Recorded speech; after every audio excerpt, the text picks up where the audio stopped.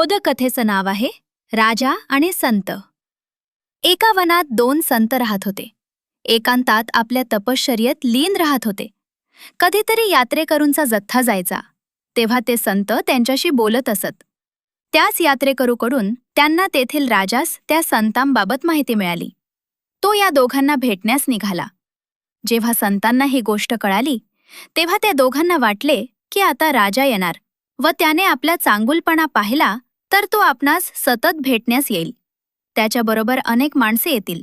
त्या माणसांच्या संगतीने अजून काही माणसे येतील व अशाने या वनातील शांती भंग पावेल व एकांत मिळणार नाही व एकांत नसल्याने आपणास ध्यान साधना करता येणार नाही.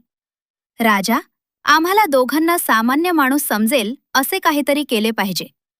राजाचा लवाजमा तेथे पोहोचला. तेव्हा राजाने पाहिले की ते दोघेही संत हातात लाठ्या काठ्या घेऊन एकमेकांशी भांडत होते. पहिल्या संताने दुसऱ्याला म्हटले, तू स्वतःला कोण समजतोस? मी इतके ज्ञान मिळविले आहे की ते तू 7 जन्मातही मिळवू शकणार नाही.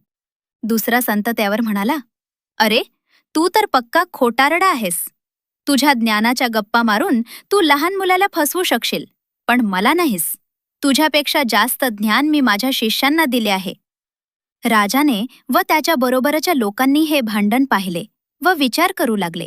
हे साधू संत तर सामान्य माणसाप्रमाणेच भांडत आहेत व त्यांनी सर्वांनी असल्या साधू संतांचा संग नको म्हणून वनातून जाणेच पसंत केले. राजा व लोक जाताच दोन्ही संतांनी एकमेकांकडे पाहून मंदस्मित केले व गळाभेट घेतली. दोन्हीही साधू आपल्या साधनेत रममाण झाले. तात्पर्य, चांगली गोष्ट घडवून आणण्यासाठी कधीकधी चुकीच्या मार्गाचाही अवलंब करावा लागतो.